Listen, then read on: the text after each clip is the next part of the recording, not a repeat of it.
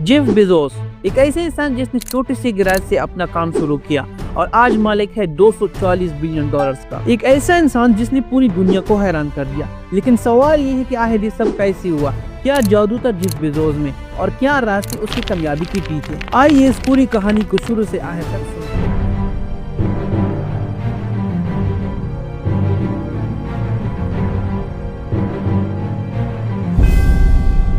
कहानी शुरू हो जाती है 1994 से, जब जेफ बेजोस उस वक्त न्यूयॉर्क में वॉल स्ट्रीट पर एक बड़ी जॉब कर रहे थे।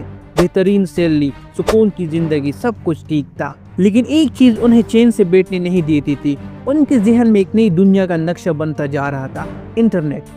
उन्होंने एक रिपोर्ट दी कि जिसमें लिखा था कि इंटरनेट हर साल 2300% की रफ्तार से जा रहा है। ये नंबर देखकर उनके दिल में आग भड़क उठी। उन्होंने सोचा, अगर ये टेक्नोलॉजी इतनी तेजी से बढ़ रही है तो मैं क्यों ना उसके साथ कुछ बड़ा कर लूं। बस फिर क्या था, जेफ बेजोस ने आरामदेह नौकरी छोड़ने का फैसला किया और ये फैसला आसान नहीं था। उनकी कलीग्स ने कहा, पागल हो गए हो, इतनी बड़ी नौकरी छोड़ने जा रहे हो। लेकिन बेजोस का जवाब हमेशा यही था, अगर ये मौका ना ले सका तो सारी जिंदगी पछताऊंगा। जेफ अपनी बीवी के साथ गाड़ी में बैठे और न्यूयॉर्क से सफर शुरू किया। रास्ते में उन्होंने अपना बिजनेस प्लान लिखना शुरू किया। इसका असल मकसद था किताबें सेल करना इंटरनेट पर। शुरू में कंपनी का नाम कडाबरा रख दिया, लेकिन वकील ने कहा कि लफ्ज कड़वी यानी कि मोदी के करीब लगता है, लिहाजा नाम बदल के रखा गया अमेज़न। अमेज़न क्यों रखा गया? क्योंकि अमेज़न दुनिया का सबसे बड़ा दरिया है और बेजोस चाहते थे कि उनकी कंपनी भी सबसे बड़ी हो। जैसा कि मैंने आपको पहले बताया कि शुरू में उन्होंने फैसला किया कि वो किताबें इंटरनेट पर भेजेंगे, क्योंकि किताबों की तादाद करोड़ों में थी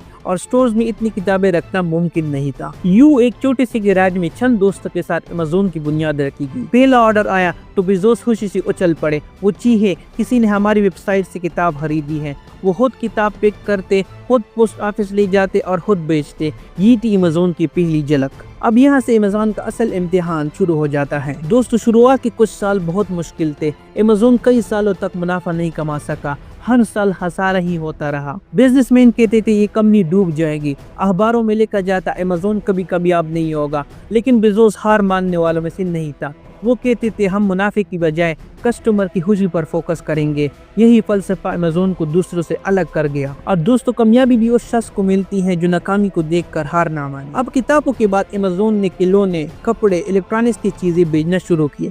रफ्ता रफ्ता अमेज़न एवरीथिंग स्टोर यानी कि हर चीज बेचने वाली जगह बन गई। बेजोस का मकसद वाज़ेह था, हम दुनिया की सबसे बड़ी मार्केट बनाएंगे। 2005 में बेजोस ने एक शानदार कदम उठाया, अमेज़न प्राइम लॉन्च किया। ग्राहक सालाना फीस अदा करते, उन्हें 2 दिन में मुफ्त डिलीवरी मिलती। शुरू में लोगों को शक था, लेकिन देखते ही देखते करोड़ों लोग प्राइम के मेंबर बन गए। बेजोस का ये कदम कामयाबी की सबसे बड़ा गेम चेंजर साबित हुआ। 2006 में बेजोस ने एक और हैरान कर देने वाला कदम उठाया।